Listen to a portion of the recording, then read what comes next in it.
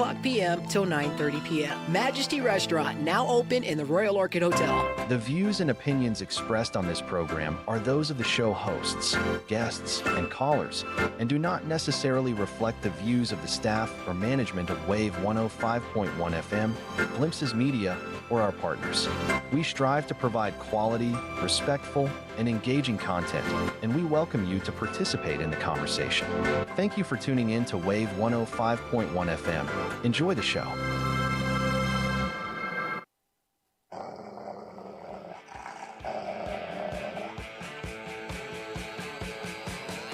Well-known author, investment banker, consumer advocate, analyst, trader. Chris Markowski is the watchdog on Wall Street. You want answers? Exposing the lies and myths that the big brokerage firms, the mainstream press, and the government are pushing to keep Americans away from financial freedom. You can't handle the truth. Bringing America the truth about what really happens in the financial world. Ladies and gentlemen, we're not here to indulge in fantasy, but in political and economic reality. This is the watchdog on Wall Street. All right, welcome everyone. Oh, always honored to be in front of the microphone here at the Watchdog on Wall Street show. I'm going to start off today. We're going to talk a little bit about, a little different. How about this? Priorities, sandcastles, turtles, and financial planning versus financial preparation. As you can tell, I had a bit of an epiphany this past week, sitting back, doing a little homework. We always do a little prep work here and there. And I had a couple, pictures actually pop up on my phone. You know how it does that from time to time, and stimulated some memories for me. And it's just, you never know how you come up with various different ideas and teachable moments. But I want to talk a little bit about this. And we're going to use this. I've talked about priorities before here on the program. Priorities get you in trouble. Priorities, plural.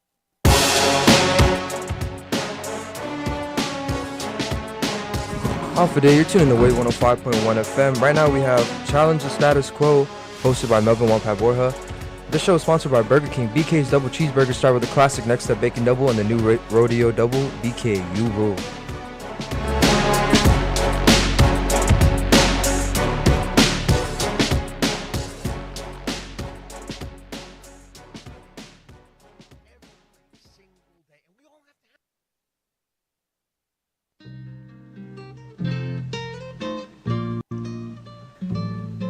All right, half a day and welcome back to Challenge the Status Quo. My name is Melvin Wampat Borja. I'm the Executive Director of the Commission on Decolonization, and this show is brought to you by COD and our friends over at Glimpses Media. We're happy to be back on a Monday morning. Hope everybody's doing good, had a good weekend. We got a great show lined up for today. I actually got my crew in here with me today. I have Byron Uggan, Harmony Polygonis, and Hani Nicholas, Dr. Hani Nicholas, newly doctor.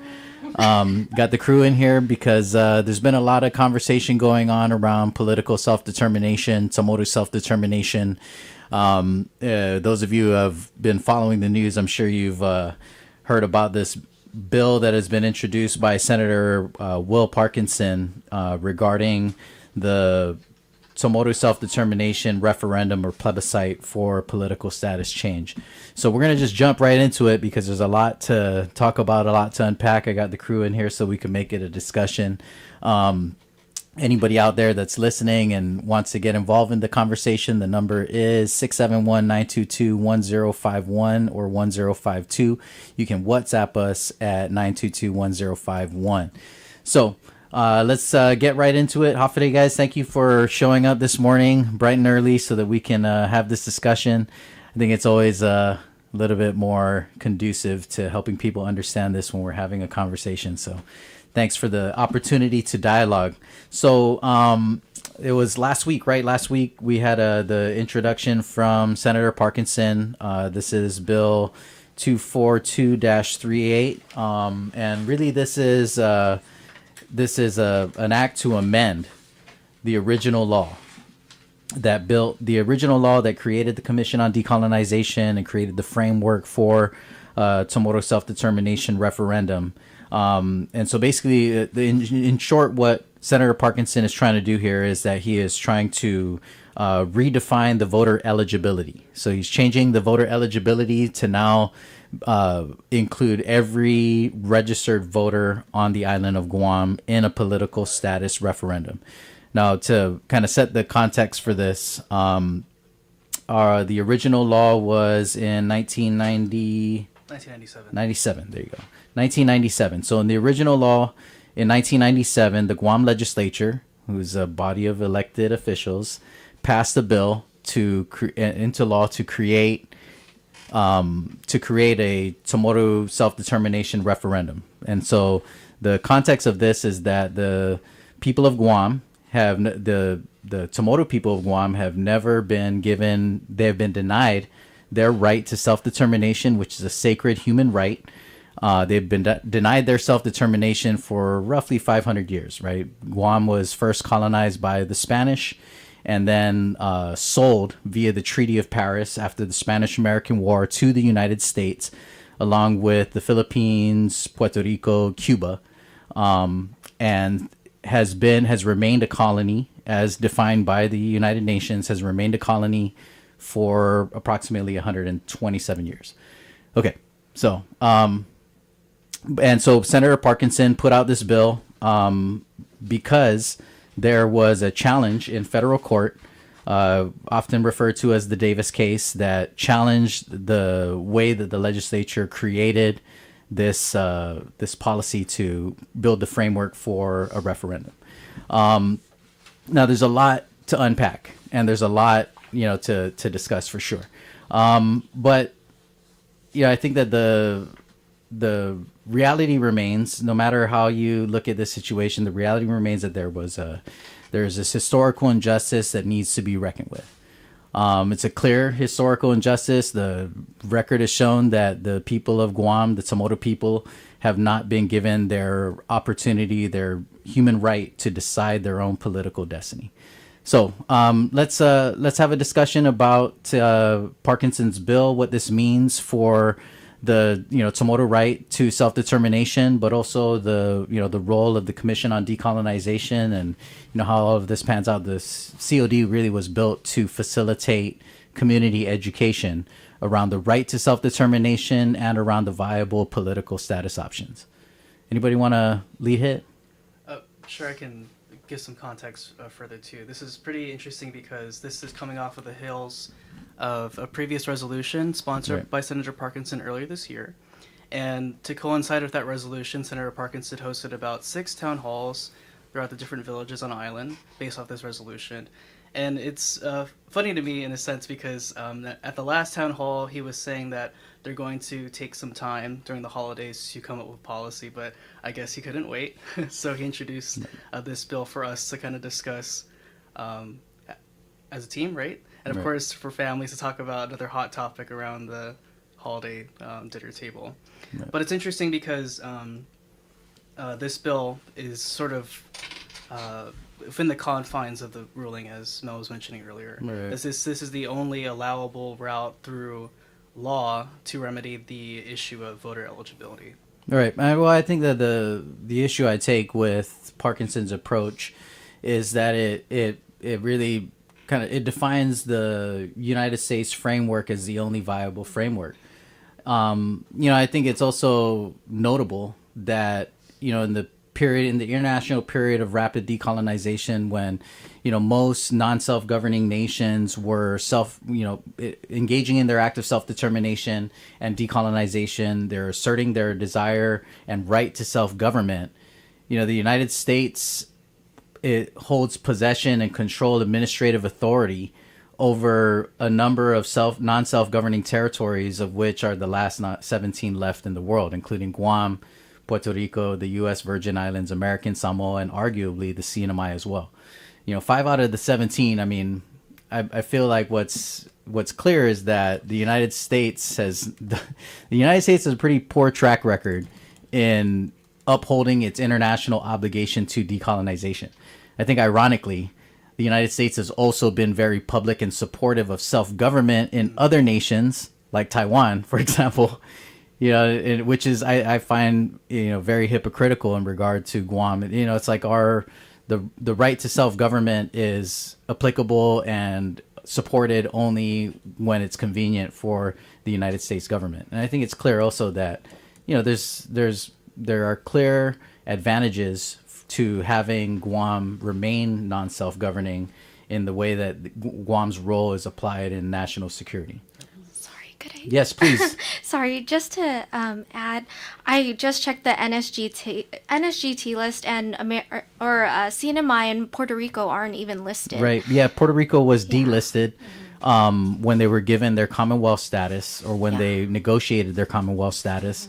But Commonwealth is not, does not qualify as a full measure of self-government, which is also why CNMI is not listed, right? Because CNMI arguably was, I think it's fair to say that the people of CNMI were under the impression that they would be given full self-government under their covenant, but have since realized that that's not necessarily the case. And I think the kind of primary example for this is the federalization of immigration, right? CNMI was in control of their own immigration for a number of years, and then there was imposed federal control of their immigration, which I think it's fair to say that the voters of CNMI, didn't get what they signed up for, or didn't get what they thought they were signing up for. So, I think this is a very, I think, important part of the context when we talk about self-determination and decolonization, the right to it, and why there is an international framework for this. Yeah, I think it's really concerning when we look at history, the ways the United States has used Commonwealth to justify removing NSGTs despite still holding administering authority over them, saying we've done some of the responsibilities, so take them off the list, but not the full responsibility. Right, and that's, I think, has been the kind of consistent stance that the United States has taken at an international level. I think those of us who have tracked this closely at the United Nations, the behavior of the United States at that level is concerning. And, they have consistently, requested that U.S. territories be removed from the list. They've consistently, denied or prohibited a lot of the efforts by Puerto Rico to get relisted. And so, I think that's fair, right? Commonwealth. And also, it's fair and also ironic, right? Because Commonwealth was used also as a transitionary status in the case of the Philippines. That was also an unincorporated non-self-governing territory of the United States. And I think it's ironic, right, that you have these two cases with Philippines and Cuba, where there was a transition, but. And an arrival, right, at least in theory, right, to self-government, to the framework of self-government. But that process was never applied to us, Now, I think that the big challenge for Guam, right, at least right now, is that in the context of 2025 and a referendum, is that the landscape on Guam has changed drastically in the last 127 years. And I think it's pretty fair to say and clear that the United States has played a very tangible role in the change that we have seen socially in our communities, right? I mean, even the United States, one of the biggest things I think is the United States control of immigration, right? For a long time, it's kind of funny how people kind of knock Guam or tourism industry is so young. But tourism is young because we only launched tourism after the United States lifted security clearance over Guam. You couldn't have a tourism industry with a security clearance mechanism when the United States blatantly controls who comes in and out of Guam, and even residents of Guam had to get clearance to come, back and forth.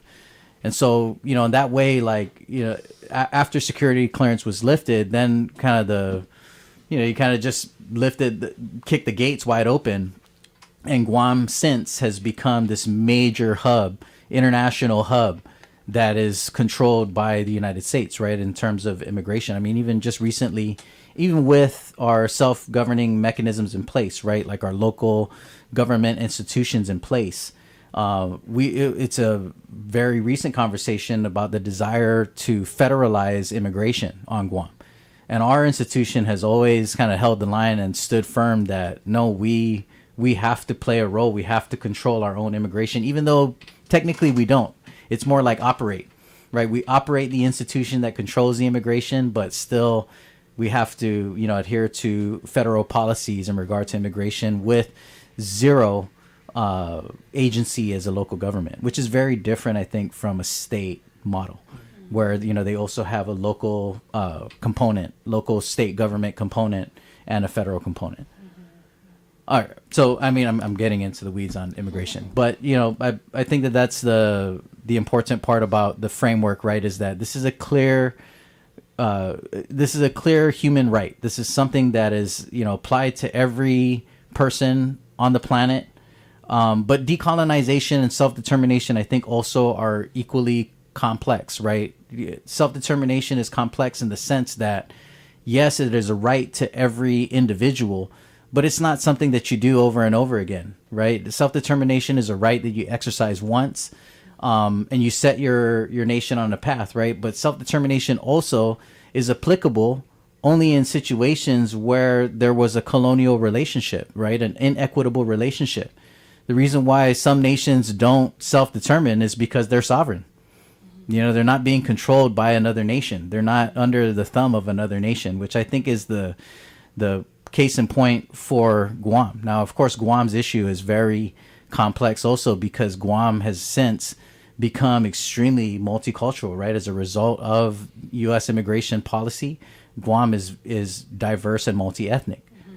But I think that's the social conundrum that we have to reckon with as a community, is as we accept the multicultural diversity in Guam, do we do that at the expense or at the erasure of the Chamorro right to self-determination and our history of colonization? I think that's something that all of us have to ask ourselves. Nobody on Guam anymore everybody on Guam is multi-ethnic, multicultural, right? I mean, it just by nature of our, melting pot community, it's inescapable. There's no such thing as a 100% pure-blooded Chamorro anymore. Well, I think I would argue that even, any kind of blood quantum conversation, I think, is divisive. I think that blood quantum conversations, conversations on purity, I mean, I'm starting to get some Hitler vibes here, man. So I think that's always, it was built to be a divisive conversation and mechanized in that way. I think that we're bigger, better than that. So, I still, despite the challenges, I still have faith that our community, there's still a lot of, people who have a good sense of a moral compass and anchor in our community. And I feel like there are still a lot of people out there on Guam that recognize that there's this historical wrong committed upon the Chamorro people, and that, they stand with us. They stand with our right to, to self-determine and our right to decolonize, which I also think is the value of the United Nations. You guys can just kind of interject in here at any time. Obviously, I'm fired up. I'm super fired up. This is an exciting discussion. I think it's also a very, it's a tough one. It's a tough conversation. I think that a lot of us we've been doing this for so long that, we're fatigued, man. It's hard to talk about this over and over again. I mean, I think it's also important to note that, speaking in regards to the United Nations, the United States, as our administering power, willingly placed Guam on the list since 1946. So They have understood their obligation to assist the people of Guam towards a full measure of self-governance through self-determination. Right. And I think that's the hard part when it comes to, having this discussion at an international level. A lot of people ask, I get this a lot because I've publicly been at the United Nations and engaging at that level. And so people ask all the time, well, what is the purpose or the role, or why is it important to show up at the UN? The UN is not going to, come in and just tell the United States what to do. But, I think we know that. I think we know that the United Nations is not built to kind of swoop in like the benevolent savior and, bless us with something we've been fighting for hundreds of years. But, I also think that the significance of an international framework and engagement at that level is to put Guam on the record, put our people and our story on the record, and recognize that there have been places, political moments in our history where the United States has, stood on these principles. I mean, I think the most kind of glaring moment in history is when the United States themselves, the people of the United States, fought for their own right to self-determination, right? They fought against imperialism and colonial rule from the British. And so, we celebrate the 4th of July and that, that historical moment for the people of the United States every year. The other piece is what you mentioned in the signing of the UN Charter, right? In 46, like that was the United States saying, yes, we acknowledge that we agree that larger nations should not control smaller nations. We agree that we should eradicate colonialism. And we acknowledge that we also have, colonial possessions, colonial relationships with peoples who have a right to govern themselves. And so, I think it's important to recognize that, yes, the United States has not been a great actor in upholding their responsibility, but they themselves acknowledge that they have this responsibility.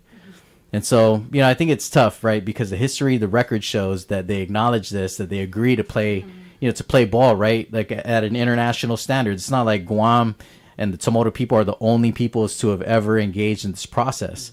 There are others who have gone through this process before us. But, the United States has also they have not been very easy to work with at an international level. I mean, even now, I think especially now, the federal government and this current administration has kind of shown that they don't want to play ball on anything at the United Nations. Guam can't even apply for UNESCO grants anymore because the U.S. pulled out of UNESCO. So, I think there are a lot of implications right now. I heard Patty on the radio earlier this morning talking to Attorney Julian Uggen about deep sea mining, which is, a hot topic in our community right now. I think I'm hoping that that's one of the things that people are able to connect the dots on when it comes to, kind of specific topics and how they tie back to our political self-determination and our level of self-government.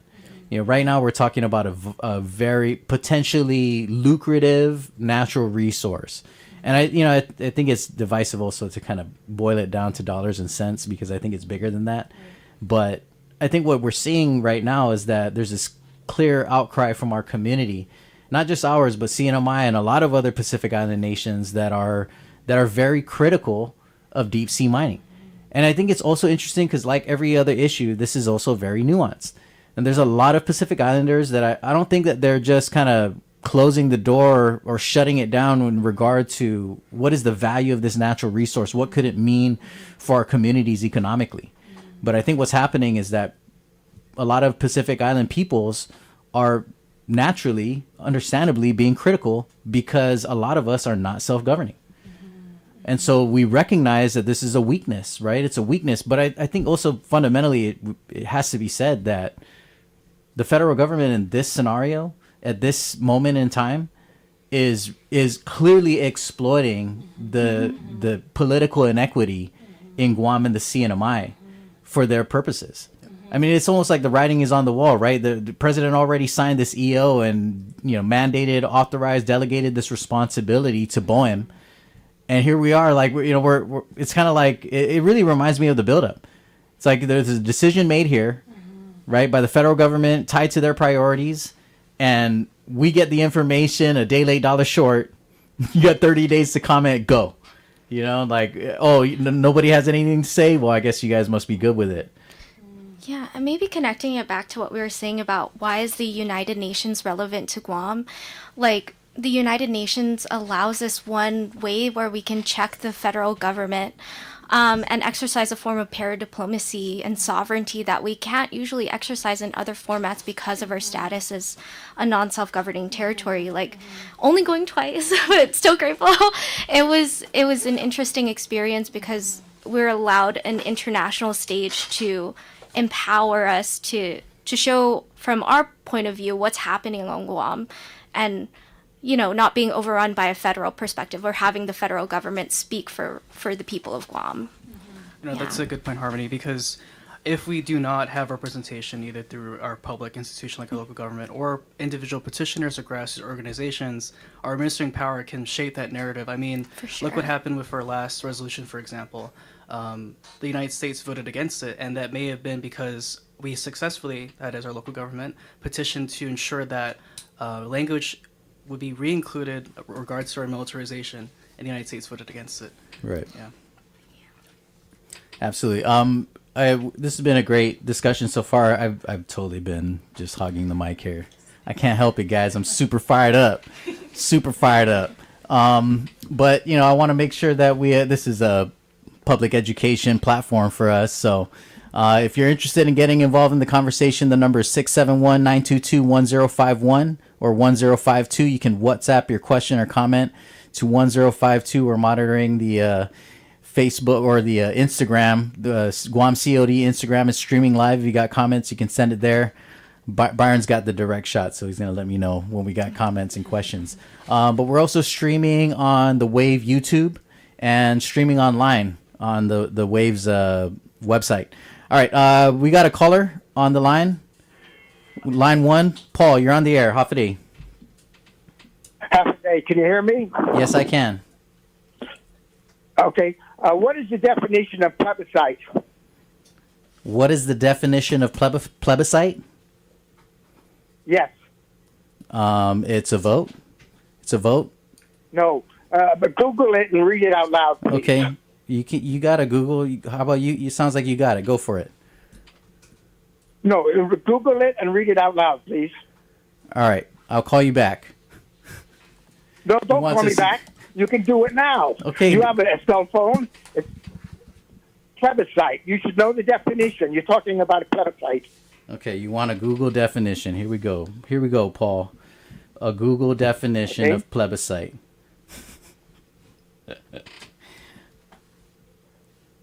You guys got it? Yes, sir. Read it. Read it for Paul. Because he wants... You don't have Google, Paul? I want you to read it because you don't know the definition. Oh, okay. Read it so everybody knows. I see the exercise here. Let's do it. Okay. The Google definition is the direct vote of all members of an electorate or on an important public question such as a change in the Constitution. Okay. All right, Paul, there you go. Okay. All members of the electorate. You read that? That means plebiscite means all members of the electorate. So a tomorrow-only vote is not a plebiscite. And the United Nations requires a plebiscite. The people of Guam are all the people who live on Guam. And in any vote, according to the United Nations, the universal adult suffrage, every registered voter is entitled to vote on the self-determination. That's just the way it is. And that's the definition of plebiscite. And you didn't even know the definition of plebiscite? I know the definition of plebiscite, so that means, but... according to the United Nations, everybody on Guam gets to vote, or it is not a plebiscite. Okay. You ready to answer a question too, Paul? Yes. Oh, great. Okay, so Paul, are you a native inhabitant of Guam by definition and acted by law in our public process? According to the United Nations, I am... That's not what I asked you, Paul. I asked you if you... Paul. Come on. Paul, be fair about it. Come on now. You can't talk over me. You had your chance to ask a question. I want to ask you a question. Listen to me. I was listening to you. I gave you a lot of time. I consider myself as much a native as you, okay? Oh, you do? That's my answer. But I'm asking you a question. Were you made a citizen by virtue of the Organic Act in 1950? How did you become a U.S. citizen? How did you become a U.S. Yes, you're right. I was born after that, and so the classification of my U.S. citizen. Paul, after the Organic Act, everybody born on Guam is a citizen. Okay. Okay, you're right. You're absolutely right. And so what I'm asking you, Paul, is if you were made a citizen by virtue of the Organic Act of Guam in 1950. Because if you were, it means that you were not given a right to determine your political status. It was determined for you by an act of Congress. And so in our law, the point I was trying to make before Paul started going a little crazy on the air, you can call me back, Paul, when you take a deep breath. Call me back. Anyhow, I think the point that I'm trying to make here is that, yes, Paul is right. A referendum has to include all voters, all relevant voters in the electorate. But the point that I think Paul is leaving out is that we have also defined what is this vote for, what is this plebiscite for, and who are the relevant people that are affected, who has the right to self-determination. And Paul's correct in some, I think it's just that there's some information that is conveniently left out. Yes, the international mechanism also defends equal right suffrage, right? Equal suffrage. And not eliminating opportunity to have your voice heard in a democratic system, democratic procedure. However, the international mechanism, the United Nations, also recognizes the right of indigenous people, the right of the colonized people, and the principles and framework around what defines self-determination.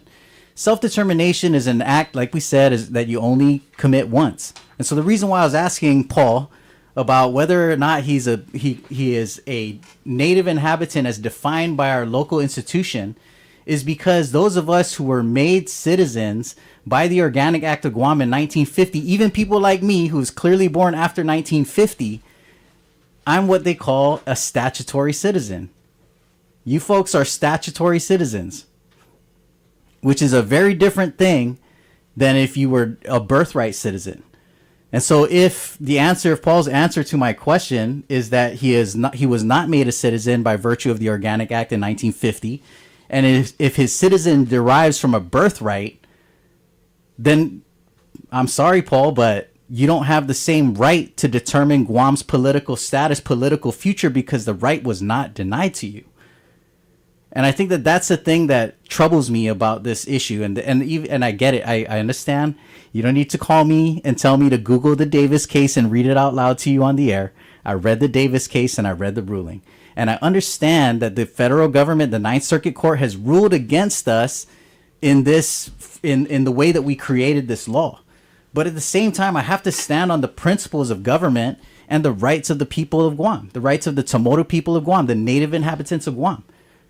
And that is that it's clear that the right was only denied to a certain group of people. And even the assertion that the definition is racist, I think is inaccurate, because it is not an ethnic-based definition. It's a time-based political definition, which the United States does all the time. The United States always defines who's who based on time and politics. I mean, the United States also, ironically, lost the case against the Davis on the Chamorro Land Trust program. They challenged that as being racist as well. And Guam won that case with a definition, a political time-based definition, which ironically is really close to the native inhabitant definition for self-determination. So, I think it is a very complex issue. Absolutely. And that's why I'm grateful for these platforms. I think it's great that, people get to have a conversation. I hope that we will have a, more civil conversation. Let's keep it intellectual, party people. Anyhow, we got Frank on the line who's been waiting. I want to get to Frank's call. Hafide, Frank, you're on line 1. You are on the air. Hello? Hafide, Hey, Frank. Hafide. Hafide. Yeah, I was just listening to Paul, and I really, he really sounds very angry. It sounds like a racist to me. He's calling us, and he's the one that sounds like a racist. Paul, man, you're not tomorrow, man.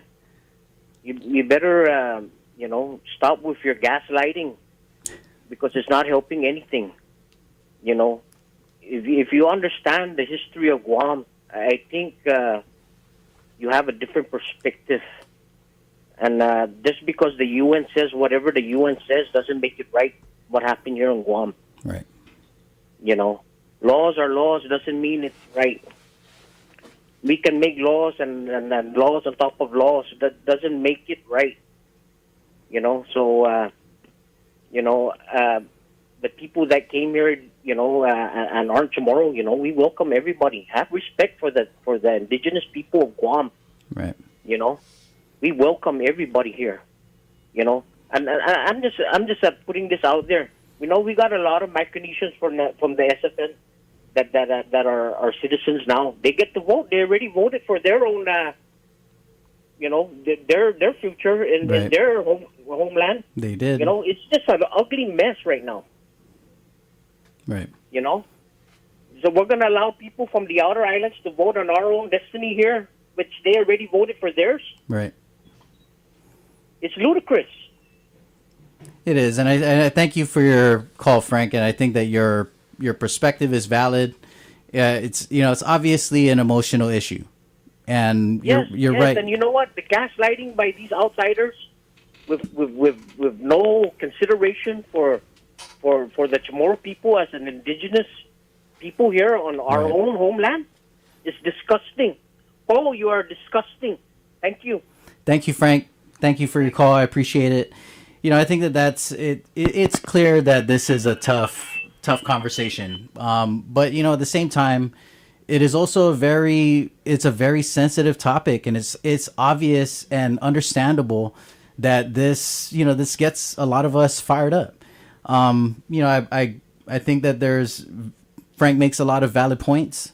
The people of Guam have always historically have been a very hospitable, welcoming community. I mean, it's built into our core cultural values to do that. And I think that, this is what troubles me the most as a Chamorro.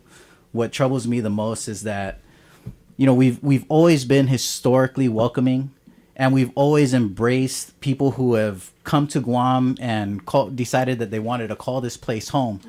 And I think it's just it breaks my heart. It breaks my heart to think that we've been this civilization for thousands of years. We've welcomed outsiders into our community with open arms, and we've never questioned, even when we find ourselves on the margins of society. And then in this moment, whenever political status comes up, it's like we have to constantly defend our right to just be asked, to just say what it is that we prefer. And I think it's a very divisive way to have the conversation when we say, well, you can't leave people out. But, I don't look at it that way. I don't look at when we say that we support a native inhabitant referendum or a native inhabitant qualification eligibility for a political status referendum, when we say that we support Chamorro self-determination, I don't think that we're leaving people out. I think what we're doing is that we are in the highest form perpetuating Inafamalik, right? Because Inafamalik is not just to make something good. It's not just to, make it good between us. Because in order for us to make something good between us, we have to first make it right. And Inafamalik is deeper than just making things good. It's a system of reciprocity. You ask any Chamorro what Inafamalik really means, and I'm not talking about the one that it gets equated to the way that we throw aloha around, okay? Aloha is also a very deep cultural value that is way more complex than just hello and love. And in the same way, Inafamalik is that, right? Inafamalik is a deeply rooted system of reciprocity. And so, the thing that I appreciate about what Frank said is that, he said that, we have this history. And maybe Paul has a different perspective on history. The thing I like about history is that history is undeniable. You know what I mean? It's what happened. One thing happened and other things didn't. And so, it only happened one way. And so, yes, there's always going to be perspective, and everything is in some way subjective, but history is written, right? It happened. It's undeniable that the right to self-determination has been denied to the Chamorro people. That is a fact. You know what I mean? It doesn't matter how you look at it or what your opinion is of it. It is what it is. The Chamorro people were self-governing for thousands of years. And when the Spanish came and colonized Guam, then the Spanish government, Spanish crown, was sovereign in Guam, governed Guam. And when the United States bought Guam from the Spanish, The United States govern Guam. It's not up for debate. It is what it is. It's undeniable that for 500 years, the Tomoto people have not been sovereign in their own homeland. It is not deniable that they're owed this right to self-determination. And I don't think it's a divisive process at all. Because yes, I am asking for the people of Guam, the colonized people of Guam, the native inhabitants of Guam, the Tomoto people of Guam, asking for them to be given the respect to choose their own destiny, to choose their own fate. And yes, I'm saying that is only this group of people and not everybody else who lives in Guam. But I'm also saying that it's still not divisive. It still doesn't exclude people. Because once we decide on a status, it cannot then be enacted or brought to life by us alone. It has to recognize and respect and make space for every citizen of Guam that calls this place home, which also is copacetic with our cultural values. You know what I mean? Once we've made this thing right, now we can inafamalik this thing, right? Now we can come together and say, okay, we chose free association, or we chose integration, or we chose independence. What does that look like now? We all got to come together and figure out what that looks like. First things first, we got to define the rights of every citizen of Guam. Whether we're a state, whether we're independent, whether we're freely associated, we have to define those rights. Even states have their own state constitution. And so that is an inclusive process. You know, everybody's going to get involved at that point. I'm totally soapboxing right now. I'm doing my thing, man. Anyhow, there's a lot to unpack, obviously. And there's a lot of feelings out there. I appreciate this platform because we can have a discourse. The number is 922-1051. If you want to get down, please call the station. Let's have a conversation. Let's make space for each other's perspectives and opinions. Make space to recognize that history is history, man. No matter how you feel about it, it is what it is. But, you know, I think this is obviously at a point now where Tomoto self-determination has become a moral conversation. It's about ethics. It's about, you know, our responsibility, and it's about where we stand. You know, my heart of hearts believes that there's still a lot of people out there who call this place home, who love this place, and who love our people, and who respect us. You know, there was a couple years back, there was a Finogi March, which was arguably the largest gathering, demonstration, you know, public civic engagement demonstration in support of Tomoto self-determination. And there was a group that showed up on the Adelup front lawn called Filipinos for Tomoto self-determination. They're now called Filipinos for Guahan. And I really enjoyed seeing this crew out there. They made shirts and everything. They had a banner. It was awesome. I really appreciated having them out there because I'll never forget that there was when the Davis case first kind of broke news. I remember seeing Dave Davis on the news saying that, you know, he's not doing this for himself out of his own self-motivation. He said that he is doing this because he's championing the rights of these disenfranchised Filipinos who call Guam home. And I was just like, who these Filipinos and where they at? What I want, who are these guys? Are any of these guys my friends? Because we need to talk. And it was just funny because to this day, I have not met a Filipino who was like, yeah, Dave Davis represents me. Dave Davis is championing my rights. Yes, me.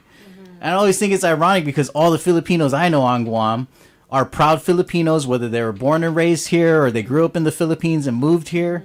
And they're all also very proud Filipinos. Like I love celebrating Filipino independence on Guam. I love connecting with all my kababayan. Like, yes, you guys, I love it. I support that. Where my Lapu Lapu shirt at. But, you know, I mean, I think it's a very proud history. Even Filipinos who grew up on Guam take pride in Philippine independence.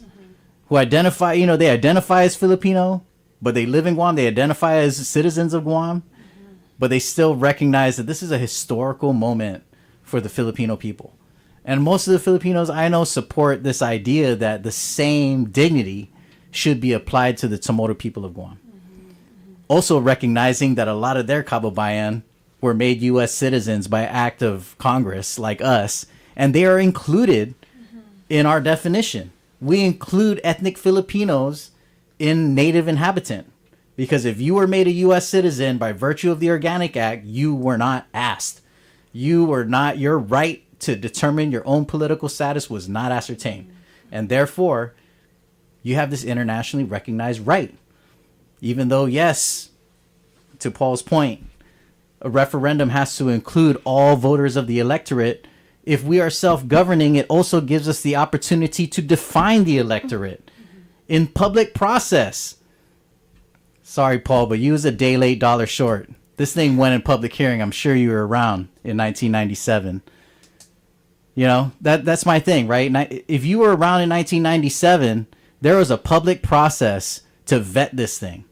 I think that that's also a big part of it for me, right? Is that what we're fighting here for is self-government, is a full measure of self-government, the right to govern ourselves the way that we see fit through a democratic mechanism, right? Because our system, our local system of government mirrors the United States 3-branch system. This thing had a public hearing, man. It had a public hearing. People came out to support it. People came out to challenge it, and it still passed. And the governor signed it, and it passed into law. Boom, boom, boom. That's what we do. And so, you know, I look forward to the discourse with Senator Will Parkinson. This is going to have a public hearing. When we get the schedule for the public hearing, we're going to let you know. But I'm saying right now, call to action. All my people out there, if you support this, you support the principles of self-determination, you support the idea that the Chamorro people deserve to be treated with dignity, just like everybody else in the world, I encourage you to come out and let your voice be heard. This is going to be a discourse. We're going to have this conversation in the halls of the legislature. And this is going to be put to a vote. And I'm just saying right now, all those senators out there and all the people listening, it is election year. I think that this is the question right now. Come November, who stood with us on our right, our sacred right, sacred human right? Who stood with us? And who decided to erase our history? I think that that's the most problematic thing for me, is that, yes, I know that there are even a lot of Chamorros out there who are wondering, you know, like, well, if we don't do this, then how are we ever going to have a vote? How are we going to ever have a plebiscite? But I also think that it's problematic to allow this to happen at the expense of our history. It completely erases our right to self-determination. It completely erases the historical injustices committed upon us, which I think is just, I can't live with that. I think that that's not right. You know, come on, man. What are you going to tell your kids? What are you going to tell your kids and your grandkids when it's time they ask you, on which side of history did you stand? Period. Oh, you make me cry in here. I can't face my kids like that. Anyhow, we gotta try to button this up a little bit, and we gotta take our break soon. I've been totally hogging the mic, guys. I'm sorry. I went into like rap mode. I went into battle rap mode. Paul, you put me in battle rap mode. I was in it. I think just some notes to close this out. Yeah, I mean, right, this is going to be an interesting next couple months for discourse, especially when this thing has a public hearing and has its due day in the legislature. But I think I'll just say this to those who are still new to this issue, who have, you know, valid reaction to it, maybe extreme or maybe not. Just understand that this is a very nuanced issue, to understand the historical significance of this issue, and especially to have sensitivity to that. And again, to Mel's point, this is something that has to be respected to the due dignity of the Chamorro people, who are predominantly within the native inhabitant definition, but as we were saying earlier, it also includes Filipinos as well. To provide that opportunity to those who have been disenfranchised for so long, and to give them this opportunity to exercise their right, which has been denied over and over again in our history. I agree. Oh, sorry. I know you're saying last point, but maybe something to add is that I'm ethnically Filipina, born and raised in Guam, and this conversation is one that's nuanced with Filipino communities. One thing I encourage people to like think about is just the historical justice, like we were saying about it, because it is a right that has been exercised by Filipinos. So, sorry, just last point, but I think about something that Mel said in the past about what Guahan means, like we have, and so being Filipina, I think about what we can give back to a place that's given to us. Yeah, just add. I appreciate that. Thank you, Harmony. Thank you, Byron. Thanks, Hani, for being here. I think this is great. It's great to have a discourse. We're gonna be we're still gonna be here for another hour. We got a whole another hour of conversation to have, but I wanted to leave everyone with this note: is that the United Nations recently passed action to recognize December 14th every year as International Day against Colonialism. I can't even give you the exact title of this. I got it here. I'm going to Google it. Thanks, Paul, for teaching me how to use Google. It is called the International Day Against Colonialism in all its forms and manifestations, recognized annually on December 14th, beginning this year. So I know today's the 15th in Guam, but, Guam is always ahead of the rest of the world. So it's December 14th at the United Nations headquarters in New York. To signify this momentous occasion, they are convening a high-level session plenary with the president of the General Assembly. So really exciting stuff. Guam is right in the thick of this conversation. Of course, predictably, the United States voted against this action to recognize December 14th as a day, a day that condemns colonialism in all its forms. But the rest of the world came on board and said, yes, we are with this and we support this. It was just the United States and Israel, I believe, that voted against this. No surprise there. Anyhow, it is approximately 11:01 a.m. You are tuned in to Wave 105.1 FM. This is Challenge the Status Quo. We will be right back for the next hour.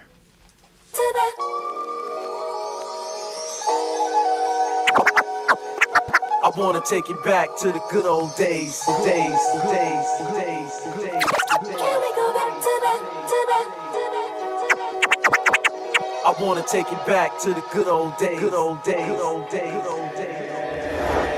Back in the day when I was a teenager, before I realized Uncle Sam is a slaver. You could find the native listening to boom bap. Every time I played it, I would just consume rap. Back in the 90s, hip hop was my genesis. When my pop died, waking up was my nemesis. I would cope with dope, choking down on a sedative. My head was a prison till I wrote my life sentences. Never had books, but I had a book bag.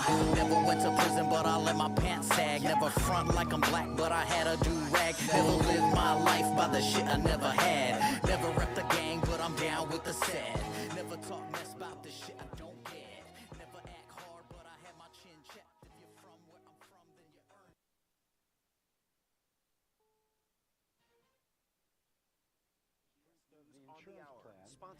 Frankly, the policy is catastrophic. Developments in yesterday's deadly mass shooting at Brown University. More from CBS's Tom Hansen in Providence, Rhode Island. After a night on lockdown at Brown University, we have detained a person of interest involved in yesterday's shooting. This morning, a brief exhale for a campus still on edge. 7 individuals in stable condition, one in critical but stable condition, and one has been discharged. President Trump today. To the 9 injured, get well fast, and to the families of those 2 that are no longer with us, I pay my deepest regards and respects from the United States of America. No potential motive has been released.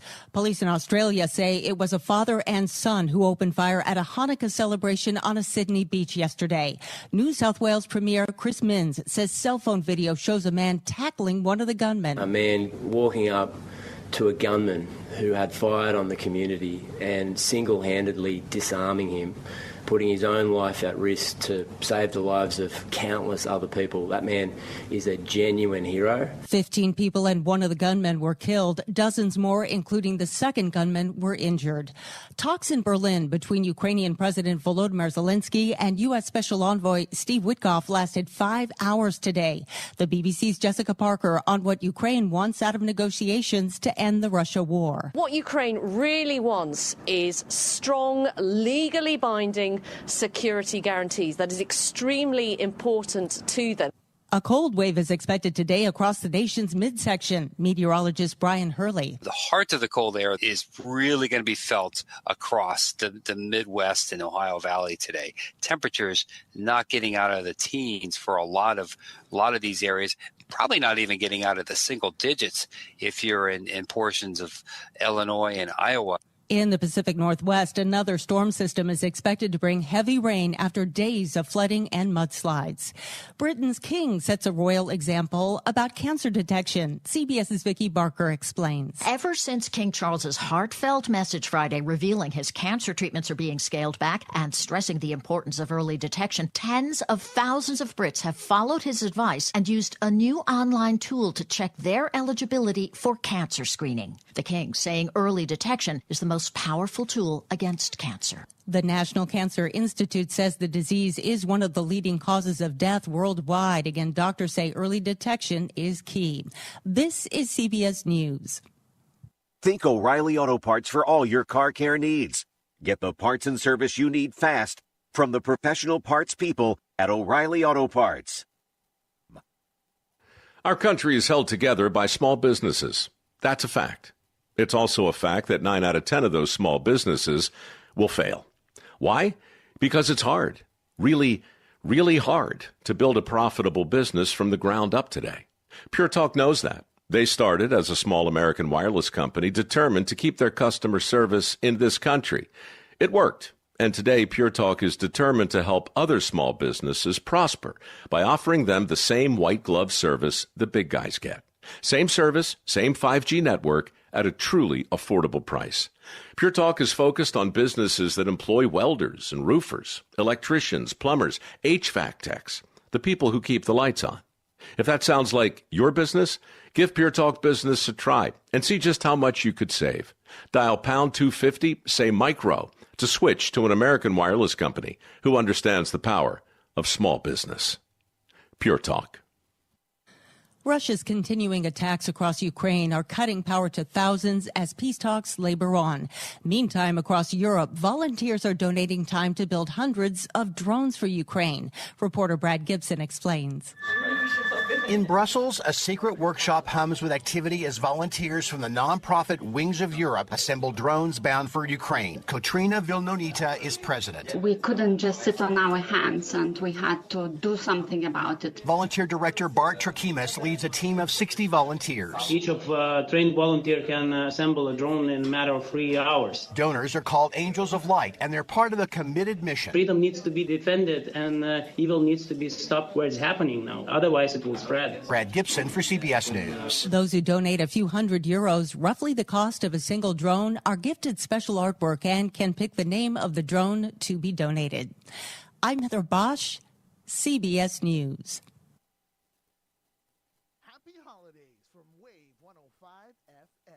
Experience the taste of authentic flavors at Majesty Restaurant. Open now at the Royal Orchid Hotel lobby level. Join us for lunch from 10 a.m. to 2 p.m. and dinner from 5 o'clock p.m. till 9:30 p.m. Majesty Restaurant, now open in the Royal Orchid Hotel. The views and opinions expressed on this program are those of the show hosts, guests, and callers, and do not necessarily reflect the views of the staff or management of Wave 105.1 FM, Glimpses Media, or our partners. We strive to provide quality, respectful, and engaging content, and we welcome you to participate in the conversation. Thank you for tuning in to Wave 105.1 FM. Enjoy the show.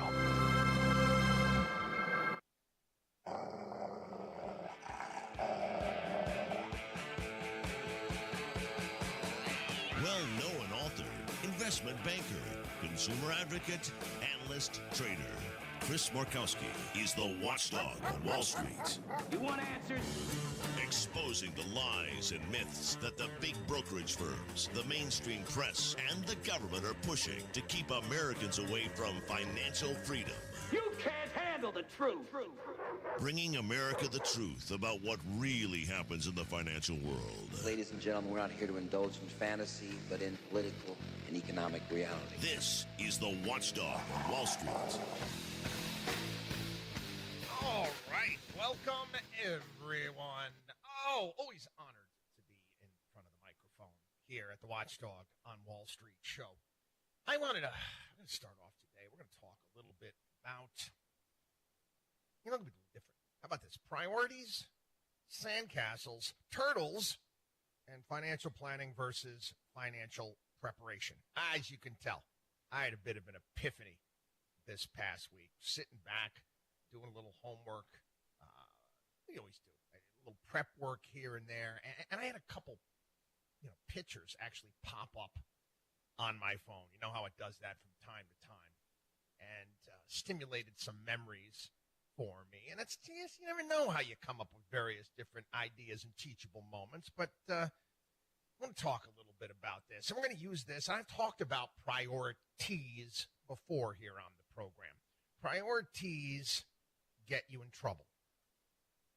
Priorities, plural, distract you. They divide your time in an improper way. There's no such word. Let's put it this way. There's no such word as priorities. You can't. You can only have one priority. That's it. What is your priority? What is the most important thing to you? What drives you every single day? And we all have to have it. We all have to find one. Again, it's something I talk to my kids. Hi, for you're tuning in to Wave 105.1 FM. Right now we have Challenge the Status Quo, hosted by Melvin Wampat Borja. This show is sponsored by Burger King. BK's Double Cheeseburger started with the classic next to Bacon Double and the new Rodeo Double. BK, you rule.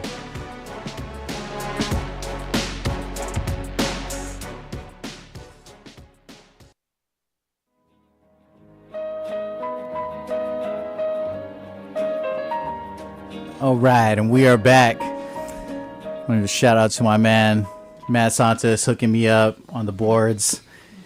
He gave me that Dance with the Devil immortal technique. Now I'm super fired up.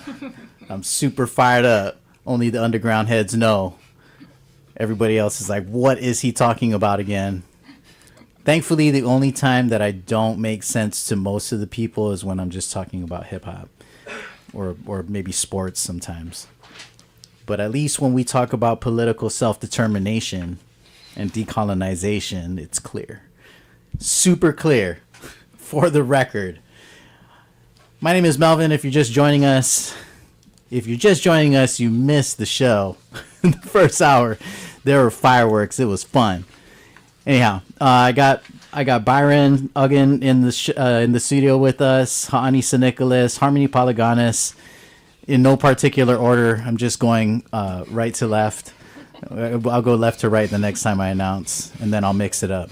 But this is the crew over at the Commission on Decolonization. If you're unfamiliar with our work, we are built to provide community education, public information around the right to political self-determination, around the principles of decolonization, and to help raise awareness so that folks can make an informed decision in determining Guam's destiny. So I think it's a lot of what we're talking about, and we're going to just keep riding on this thing. We started off the last hour having a conversation about this bill, or what was really about the right to self-determination and decolonization. But a lot of this was premised around this recent announcement of an act to amend 2102, 2104, 2105, 2110, and 2111 of Chapter 21, Title I, GCA.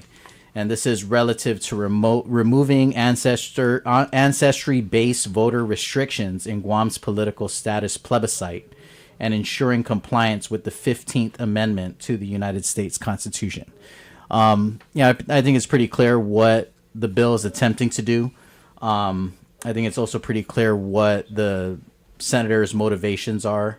But I gotta say that it is frustrating that our office came in and participated at a high level with Senator Parkinson's town hall meetings.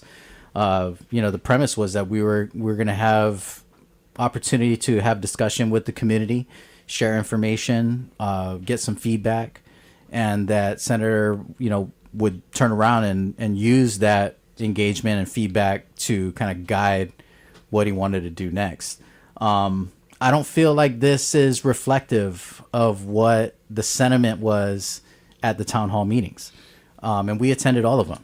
So, I think that there are a lot of people who came to the town halls that were still very supportive of the principles of self-determination and decolonization, that, were staunch in their position on the rights of the colonized people of Guam, the Tomoto people, and those who were made citizens by the Organic Act.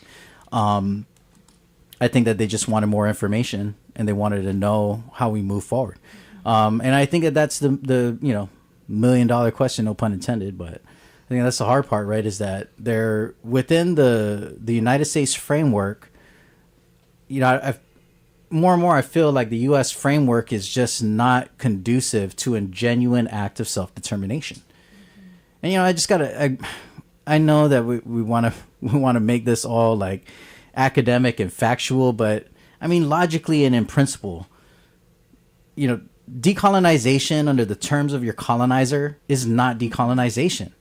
That's just recolonization. It's like saying, okay, we've ruled with authority over you. We've been sovereign rulers over you and your people for hundreds of years. And okay, now we're going to let you, decide your own political destiny, but you have to do it the way that we want you to do it.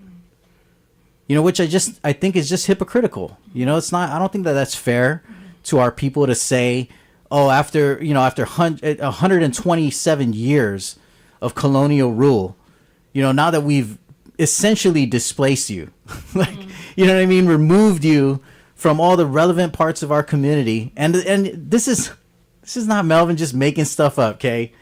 Go check the stats. We're on the wrong end of all the stats. We're, Tomoto people have the highest rates of incarceration, the highest rates of homelessness, the highest rates of drug addiction and non-communicable diseases, the highest rates of outward migration. There are more Tomotos living in the continental U.S. than there are in Guam today. You can't tell me that this is not a byproduct of our colonial realities. And so only now, after your people have effectively been, displaced and pushed to the margins of society, now we're gonna stand on these principles of, equality and justice for all. I just think that that's hypocritical, and I think it's unfair. And you can call me a racist all you want, but shoot, man, Google that one too, bro. I can't be racist. The definition of racist is if you benefit from the system of inequity, that you perpetuate. That's the definition of racism. We don't benefit from this. What do we benefit from this? This is a non-binding referendum. Like, really, what do the Tomoto people stand to benefit if we are racist in this instance? Come on, man. You want a dictionary definition? Me, let's go. But so this is gonna get heard for sure. We haven't heard yet about any word from the legislature about a calendar when this thing is gonna be on public hearing or up for public hearing. But I encourage folks to come out and have the conversation. I think one of my big issues with this is that our people have already spoken. And this is not the first time that our people have spoken, in regard to creating a policy or creating a framework, right? I think that that's the beautiful thing, even in all of this ugliness. I think the beautiful thing is that the Tomoto people have always asserted that we are good enough, smart enough, capable of governing ourselves. You know, since ever since we've been asserting that we should have the right to govern ourselves. It's not like this is our first go at it, you know? And it's not like and we've done it in a multitude of ways. You know, I think that Tsumoros have proven their creativity in how we look at tackling this challenge. And like, you know, even for those that say, well, you know, Tsumoros went out there and they lobbied the federal government and the president for U.S. citizenship. I don't deny that at all. But I also don't think that equates to self-determination. Yeah, it's true that a lot of Tsumoros celebrated the Organic Act of Guam. I'm not denying that at all. But at the same time, you have to also recognize that we were a people without a nation, right? Like a whole population of people that were living in this weird political purgatory where we didn't have rights. You know, it's like, oh, this is ours. And it's like we were removed from Guahan, which I think you could argue is very similar to what's going on right now. We're not decolonizing Guahan. We're decolonizing Guahan for its people. So we're decolonizing our people. You know what I mean? Like, to me, that's the glaring issue here. That's the human issue. Is that you cannot separate the Tsumoto people from Guahan. And I get it. There are a lot of other people who are not Tsumoto that live in Guahan and call this place home. No other home than Guahan. And I'm not trying to minimize that or devalue that or disregard that. There's nothing that still is important and sacred in its own right. But it cannot be recognized and upheld at the expense of our history, of our people's history. And I personally feel like every Tsumoto on the island and every non-Tsumoto who loves them a Tsumoto, you should be offended by this. You should be up in arms about this. I am. Shoot, man, my house is like no-fly zone for that racistness. Don't bring your racistness around here. Because that's real to me. That's the real race-based violation. Is erasing our history and erasing our people and disregarding it. You know, I mean, if let's just say, for the sake of argument, we're going to have this referendum. Let's say this bill passes and we open up the vote to every non-voter or every registered voter on Guam. What does it take to register to vote on Guam? Let's say you just moved here from the continental U.S. You're stationed here, right? You got duty station in Guam. You came, you and your wife and your family, your dog, your used vehicle. You got free shipping. You moved to Guam. And then you decided, oh, I want to determine the political destiny of these Tsumoto people. What do you got to do to be a registered voter? It's like 30 days, right? 30 days. 30 days. You got to live in Guam for 30 days. You got to have an address. I assume you got to be like in the system at Rev and Tax or something, right? And then you just go through GEC and register to vote.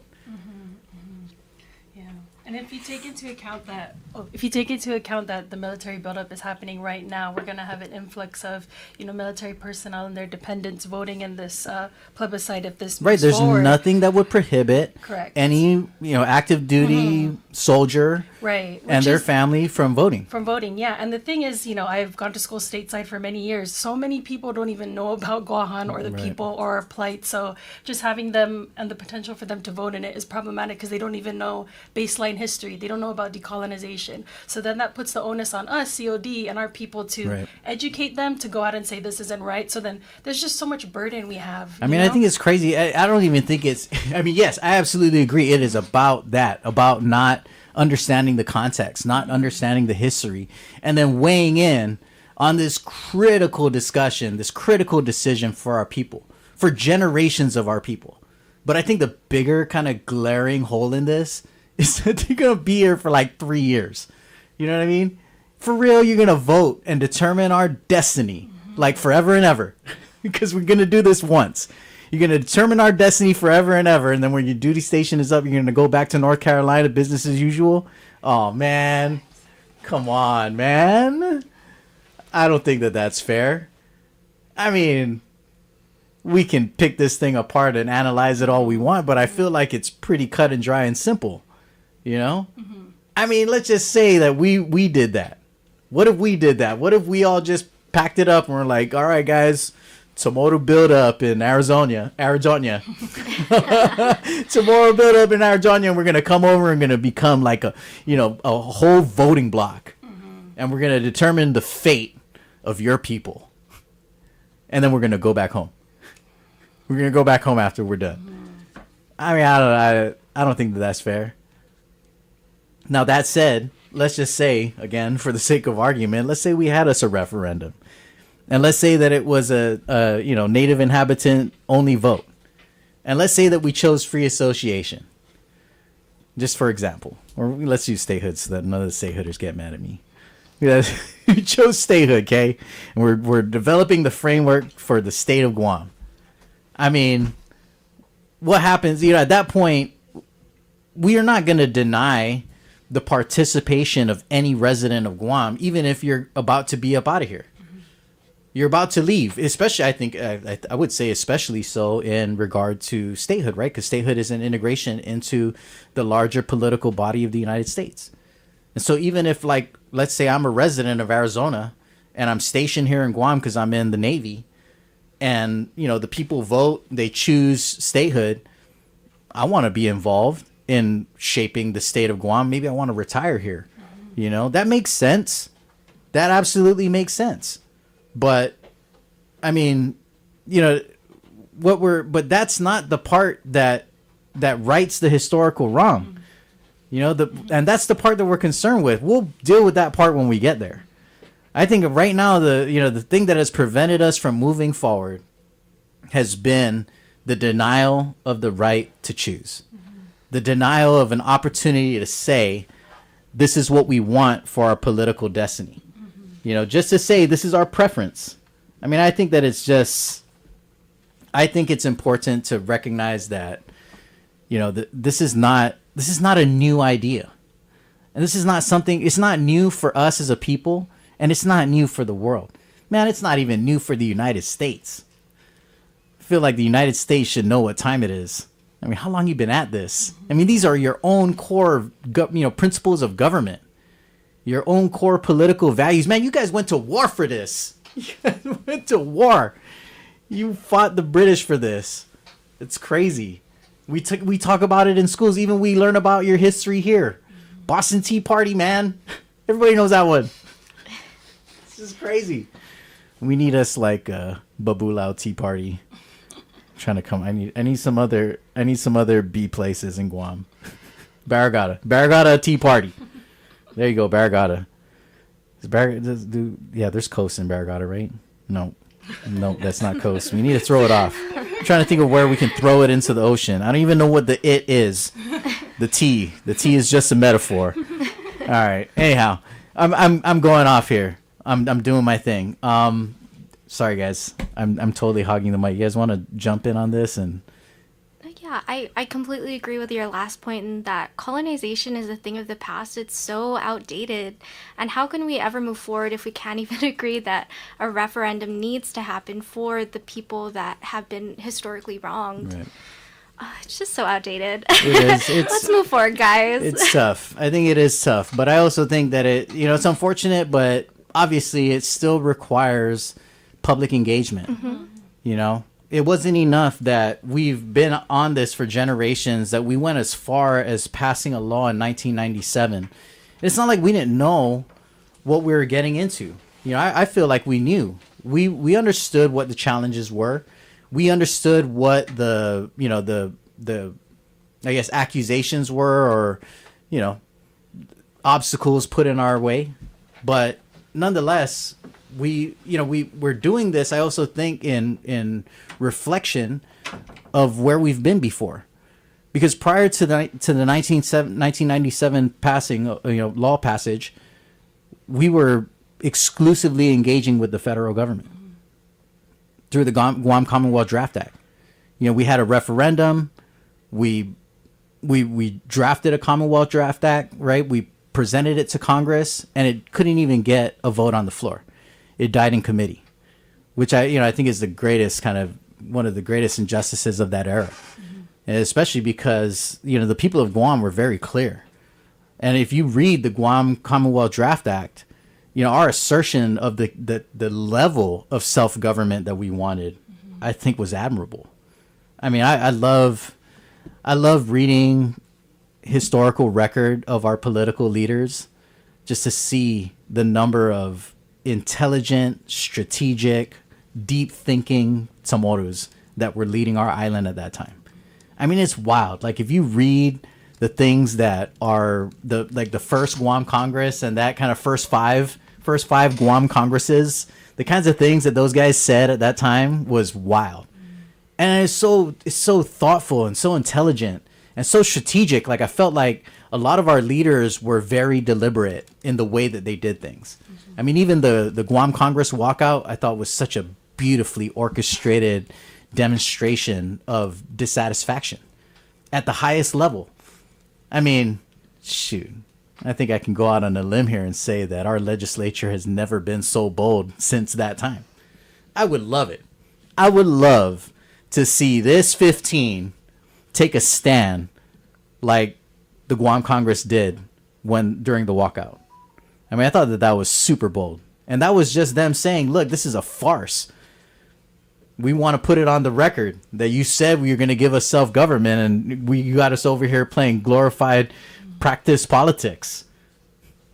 No offense to the Guam Youth Congress, but that's what it was. Like, you guys are like the Guam Youth Congress. You're going to like practice writing laws and passing bills, but you don't really have the authority to enact it. That's wild. That's wild. We only just started electing our administrative branch, our governor and lieutenant governor, in the 70s. That's crazy. If you think about that in the 70s, like, why are not more people? There aren't more people like just out of their mind over that fact. We only just started electing our governor in the 70s. That is crazy. The United States went through the whole civil rights era. You know what I mean? That's wild. And we only just started electing our governor. Tell me again that we're self-governing and that we should be voting on the status quo. Oh God, get out of here. Get out of here, man. That's another thing I take exception to with with this law and the town hall meetings. At the town hall meeting, Senator Parkinson was very upfront that he intended to have he called it an activation vote. He wanted to propose legislation that would authorize a referendum on do we want to change the status quo, yes or no. And I told him bluntly, and I'm obviously ready to air this out on the radio, but I thought that was unnecessary and redundant. Why would we do that?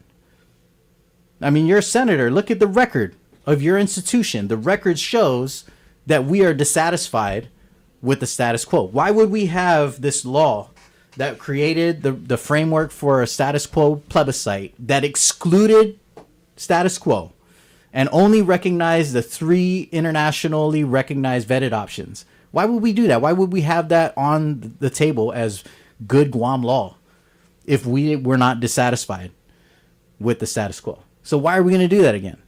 I just think it's insulting. I think it's insulting to all of our collective intelligence. We went through the process, man.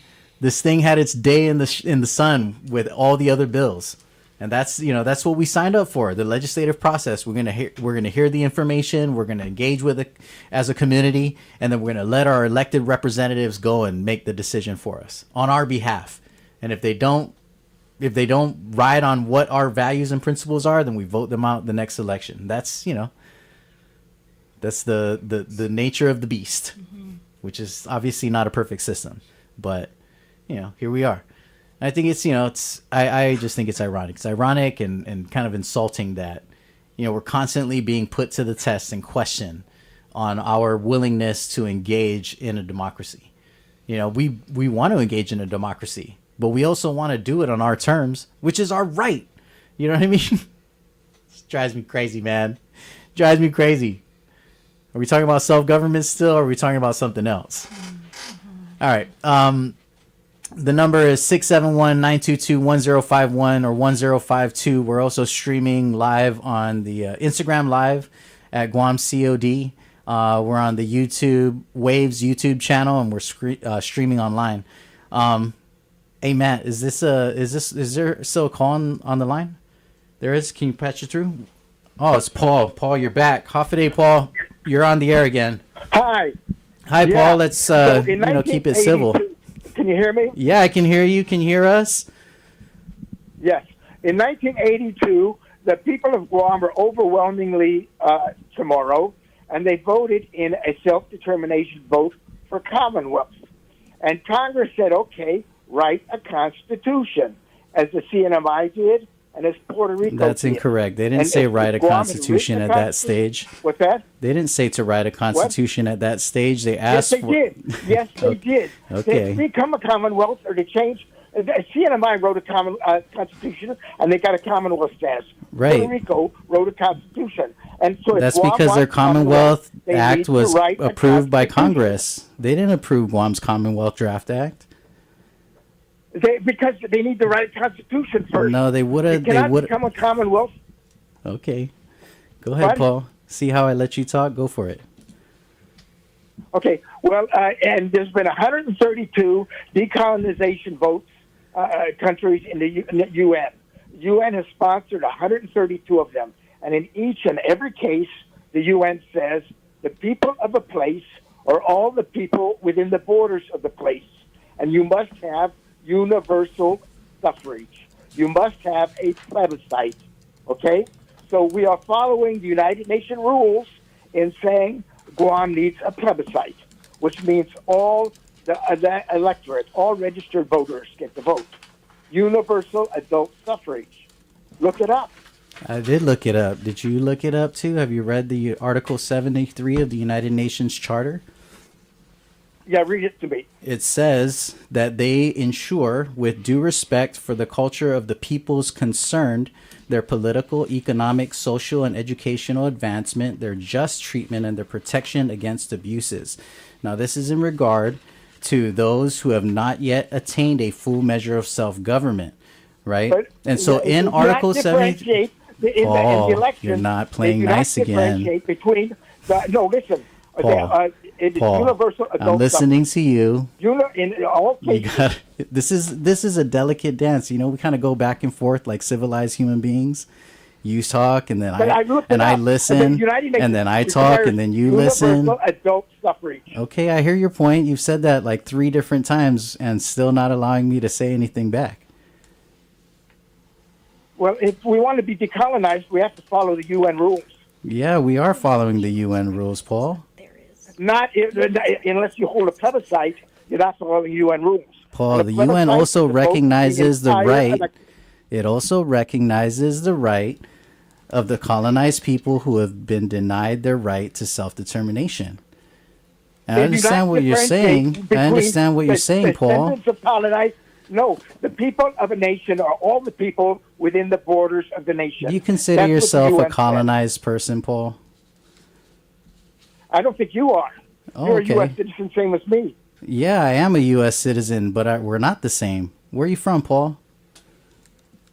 Where I'm from? Where are you I grew from? up, my dad was in the Army. I moved all around the U.S. Okay, where's your dad from? So I'm really from everywhere. Where were you born, and where's your dad from? Well, I was born in Tacoma, Washington.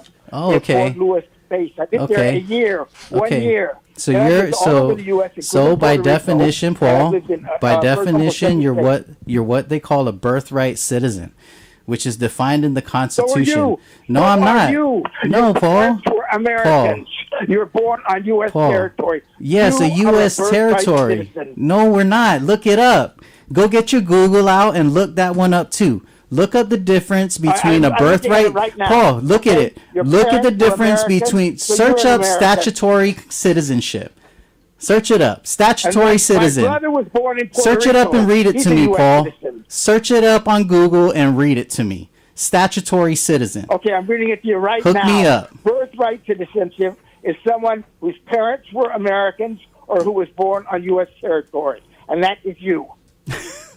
I said look up statutory citizen, Paul. Statutory. If you haven't STA. read it. Have you looked it up?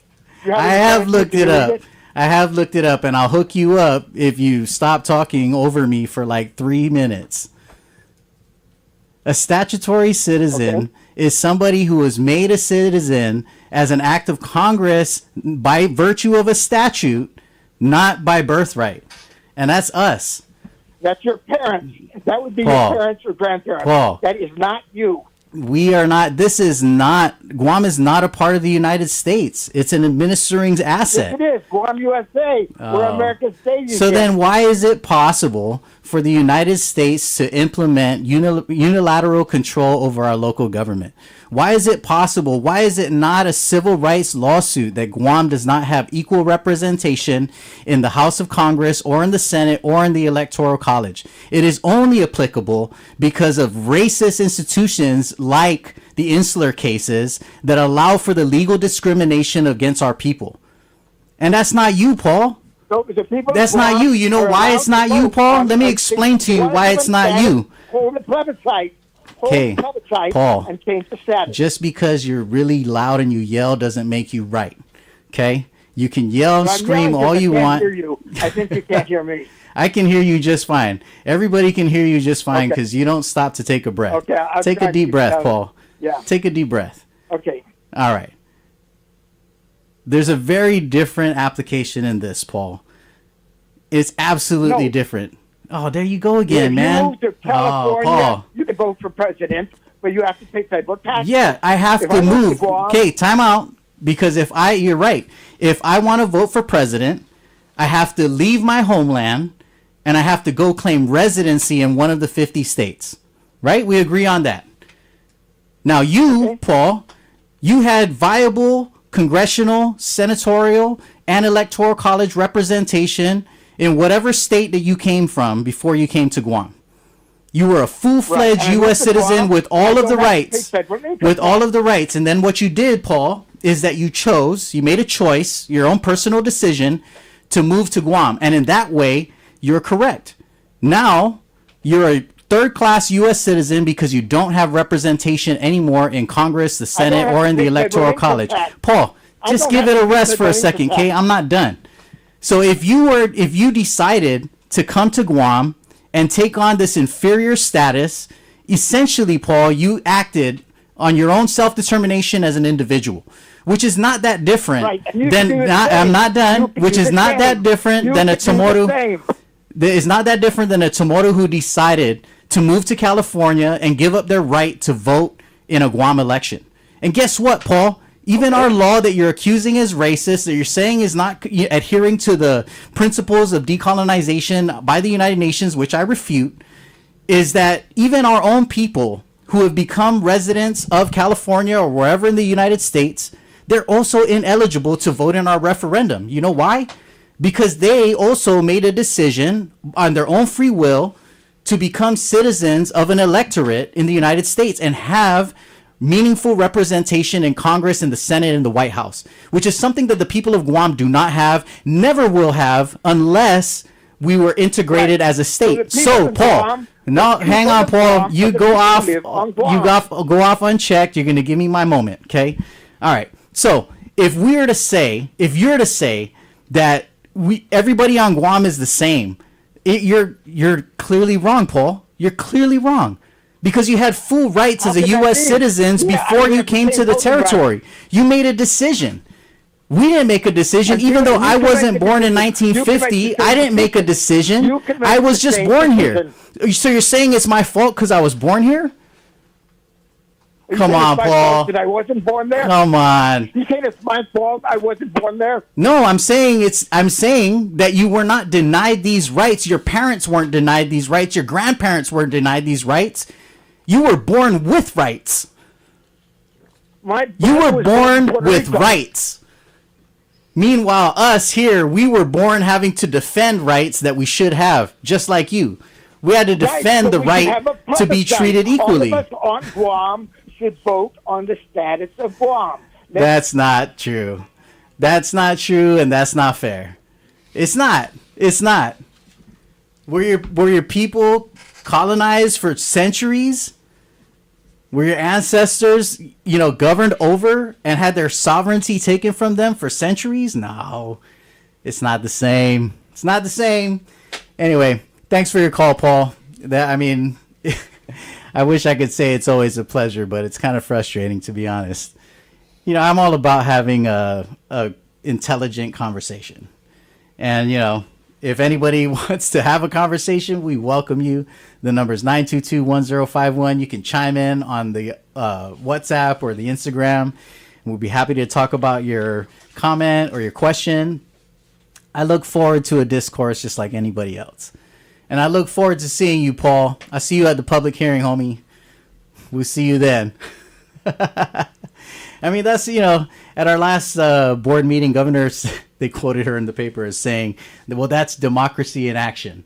And, I really appreciated that, because I know it's an unpopular stance to take, but governor is, standing on the principles that she committed to when she first got elected, was that she would protect and defend the right of the indigenous people, the colonized people of Guam, to have their self-determination and to be treated with dignity in that regard. So, I commend the governor for holding the line, which is, more than I can say about some of our other elected officials.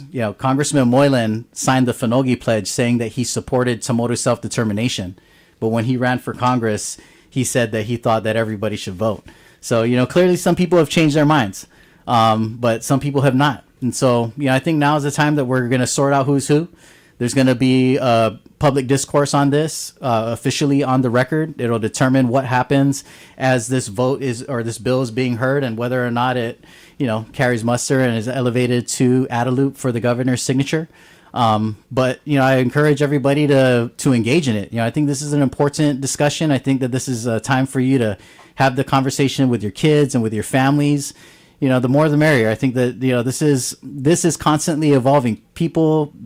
Tamoto people, like anyone else, are extremely complex. And, this is a very nuanced history. And so, there's going to be a lot of feelings about it, rightfully so. I think that that's great. I'm not asserting that everybody agrees with me, but I think that there are a lot of people who do. And there are a lot of people who agree with some things and maybe not with others. So, I think it's important for us to have the conversation, for us to work through our challenges and our mental, emotional, social hangups. And let's make a decision that's right for our people. We got Matt on line 2. Hafide, Matt, you're on the air.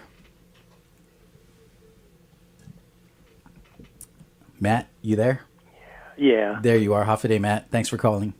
Oh, my God. Kudos. The statutory citizenship is the crux of the whole argument. You just brought it out, and I hope everybody was listening. Thanks, Matt. That is exactly the basis for what we're fighting for. Right. Holy God. It is a frustrating thing, for sure. I'm so freaking happy that it's out there. I think that should be the main emphasis for everybody. Oh, it's good. Thank you very much. Thank you. I don't always agree with everything you do, but that was just powerful. That was awesome. Thanks, Matt. I appreciate that. And I appreciate it even more that you're telling me you don't agree with everything I do, but this is good. I like that, Matt. I think this is an important part of it. For everything. Thank you. Everybody should know that everybody should understand that is the reason. Right. I agree. And you're 100% correct. All right. Thank you, Matt. Thanks for the validation. You have yourself a great day. Thanks for the call. That's an awesome argument. Oh, that's the basis for everything. All right. Thanks, That's Matt. So I clear, appreciate so it. clear. Congratulations. All right. Have a great day, Have a man. great day. Happy holidays. Happy holidays. Bye. Bye. All right. That was Matt calling in to share his perspective on statutory citizenship. Since we're Googling,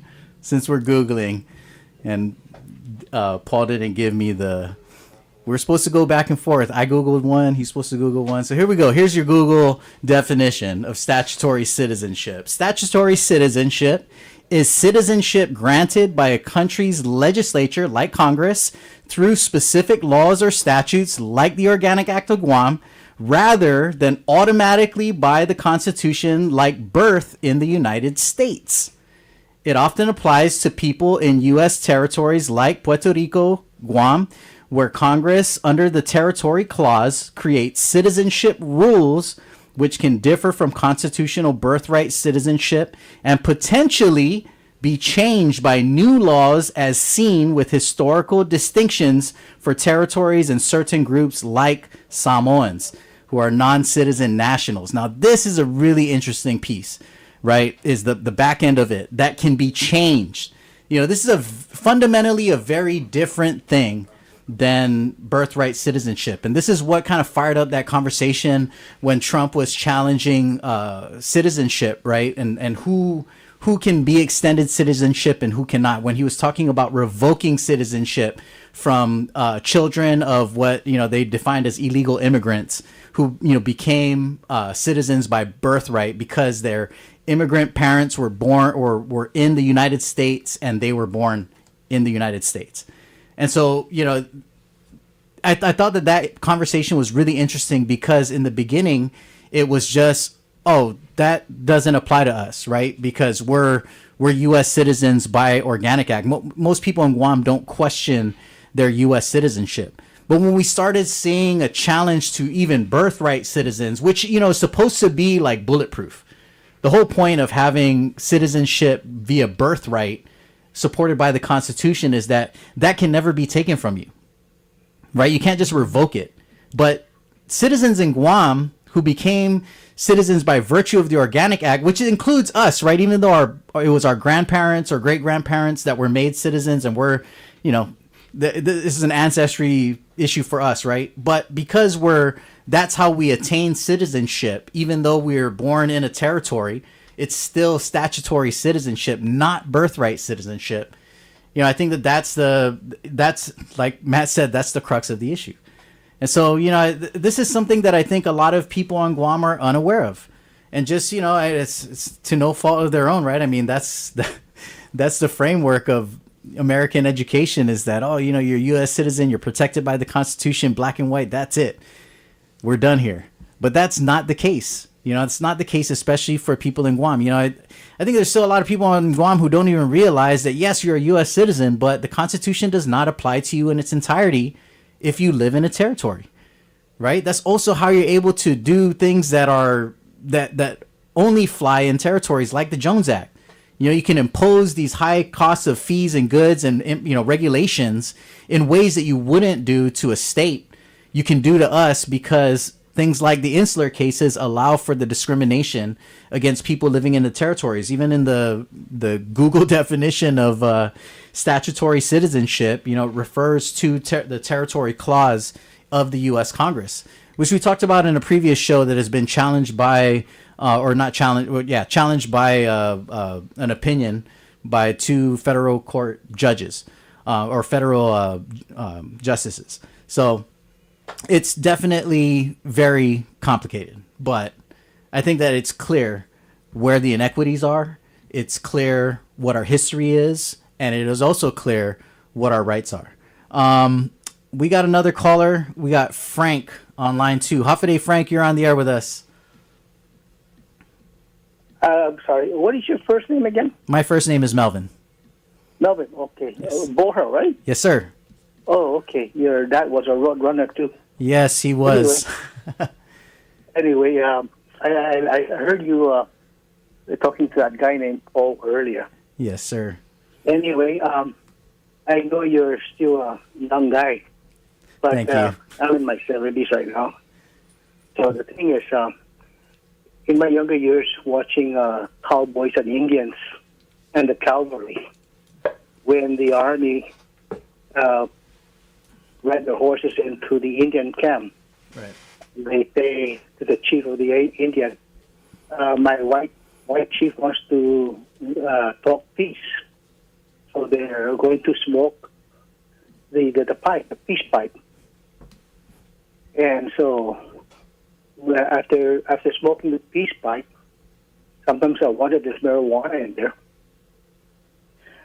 And after having some conversation, the Indian would respond by saying, "White man speaks fork tongue." You know what that means? Yeah, the double speak.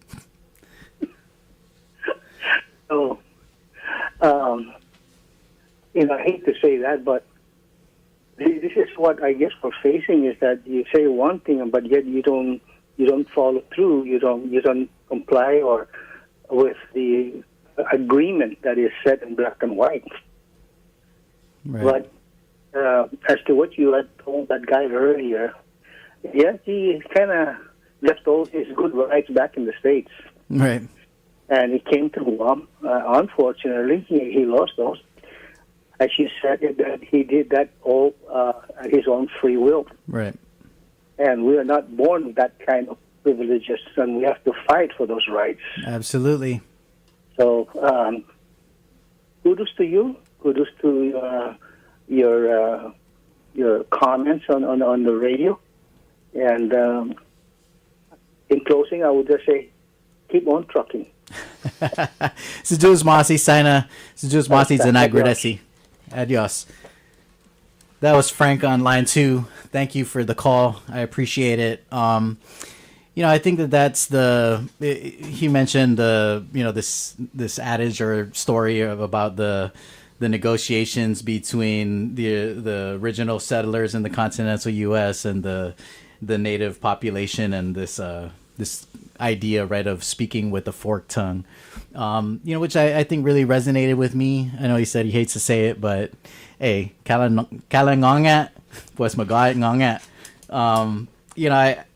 I feel like when you look at what has happened in Guam and what are the principles that have built the U.S. political framework, it's clearly hypocritical. There are clearly places where these values, these principles, these morals and understandings are applied only to the residents of the United States, the continental United States, and not, clearly withheld from people in the territories. And so, we always kind of end up going back here, and unfortunately it unfortunately does not resonate in the halls of Congress or in the White House that, there's this glaring inequity, and that, these principles that have built this nation, are obviously being withheld from us. And I always kind of get caught up in the, what's the worst thing that could happen? Like, even if you're like a, diehard patriotic American and you're like, Guam should be a territory, we should maintain all of this. And, what's the worst thing that could happen? If you're one of those and Guam was to decolonize, was to change its status, what's the worst thing that could happen? Guam, I would think that if you're one of those, the best case scenario is that Guam becomes fully integrated into the United States. I think less desirable is probably free association or independence. But, realistically speaking, if Guam was to become freely associated or independent, I don't see it entirely impossible that Guam would continue to have a robust relationship with the United States. Already in our referendum, it doesn't just say open free association. It says free association with the United States. That's the way that we built it, because our political leaders at that time thought, well, if Guam was to be freely associated, why would we freely associate with another country?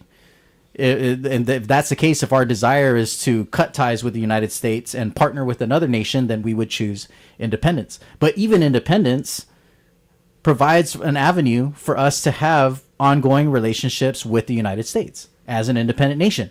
The United States has ongoing relationships with a number of independent nations all over the world, including Pacific Island nations. So, the way I look at it is that even for America, self-determination, decolonization for Guam, for the Tomoto people, is a good thing. It is. It's an opportunity to make right what was set wrong. This is a kind of a. I feel like America's in a come to Jesus moment right now. They are. And Trump is not Jesus, for those of you out there who is thinking that's where I was going. No, I'm not talking about orange Jesus. It is. Guam, or the United States, is having this identity crisis right now. Where even I even believe that these hardcore Trump supporters are questioning whether they got what they signed up for. There's a lot of, I thought it was crazy how there's a lot of people who are like, yes, President Trump gonna make America great again, and then they lost their job. Because like when it introduces big, beautiful budget act, like, whoa, time out. That's not what we signed up for. And so, I think that even the United States is kind of having a reckoning. And I think that this speaks to the heart and soul of the political body and the principles of the nation. I remember growing up, I always thought that like United States is like it's the melting pot where like dreams come true. You know what I mean? All men are created equal. I didn't realize that was MLK and not the founding fathers. Like, man, of course I was gonna get down with the Reverend. But when I think about it in that way, right? Like, this is an opportunity for the United States to make good on their claim, of liberty and justice for all. And then once we do that, I feel like there's still possibility for partnership. But how can we be partners if we're not willing to heal first? That's, to me, that's the rub. Even if we were to choose full integration and statehood, there's still this, festering wound that needs healing. I feel like that's still a toxic relationship should we become fully integrated with all of this resentment because, we haven't healed the wounds of the past.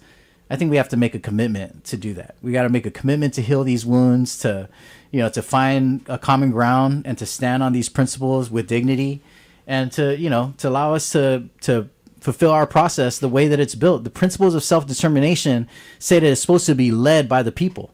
Decolonization has to be created by the people who are decolonizing. If it's not created by us, then it's not decolonization. You know what I mean? You can't dismantle the masses' house with the masses' tools, man. You guys need to go watch Roots. Go watch. All right. Anyhow, we are up at the top of the hour. I want to thank our crew here. I'm going to go the opposite direction. Harmony Polygonis in the studio. Ha'ani St. Nicholas. Byron Uggan. This is the crew over at the Commission on Decolonization. Thank you guys so much for coming in and weighing in on this issue. Thanks to our callers. Even you, Paul. Thank you for participating in the discourse.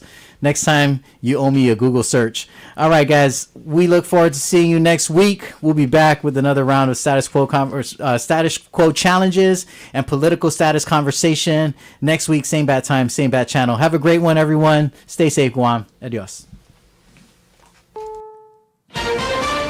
This is CBS News on the Hour, sponsored by O'Reilly Auto Parts. I'm Heather Bosch.